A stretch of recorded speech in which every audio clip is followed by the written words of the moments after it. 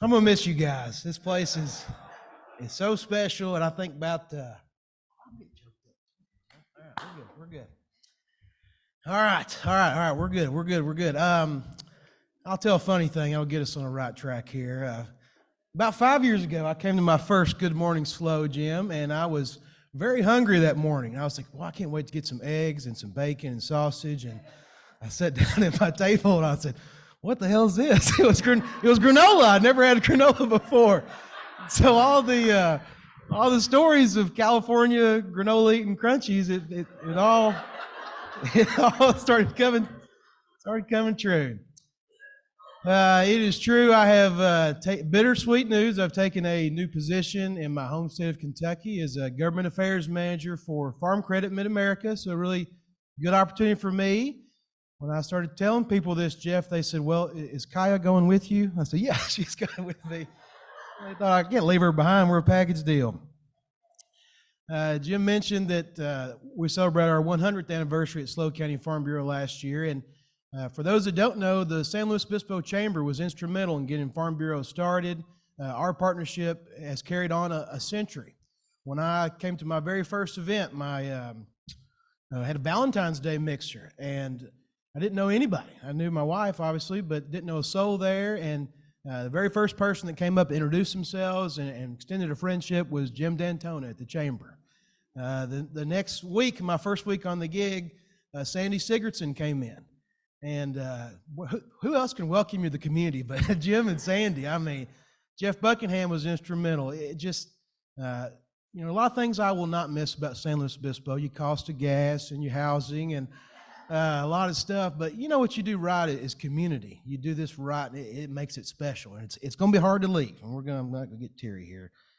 All right, we're going to talk some business. As you all know, we have a $2.5 billion local agriculture economy. Agriculture in San Luis Obispo County supports 13,000 jobs. What you've got here is something special. You see it at the farmers markets. You see it all across the county when you're driving this beautiful view shed. That's one of my board members, I remember, did a prayer one time before a meeting. He said, Lord, thank you for letting us live in a place that's as close to paradise on this earth as you can imagine. And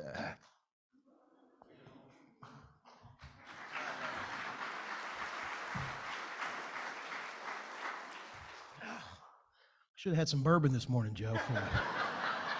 Jesus. It's like a cry fest up here. What is the deal? All right. I'll talk about boring policy stuff. That'll get me back on track. So,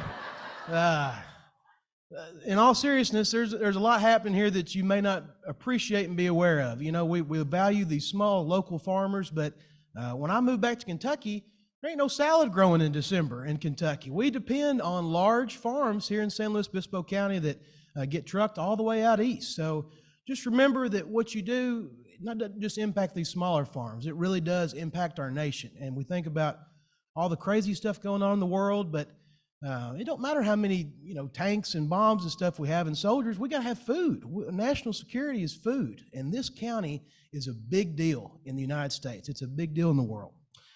So just remember that when you make policy decisions, whenever you elect folks to office, that you have an outsized influence, and what you do here matters. And I get so tired of this big farmer, small farmer mentality, this organic versus conventional. We need all of the above. We got to have that. It's a big deal in SLO County. Something's happened in North County. We always talk about water. Water's the most hardest issue I work on at Farm Bureau is water, and it's just going to get worse. It's going to really get worse. It's going to challenge this community. It's going to be divisive. It has been so hard for me to wrap my head around it, and I don't think anybody can. But I'll tell you, you all familiar with our Paso Robles groundwater basin? It's an overdraft. We're just now starting to have a discussion about groundwater pumping fees, and that's a big deal. And Supervisor Ortiz-Lett can tell you it's going to change the dynamics up there. It's going to change what happens down here.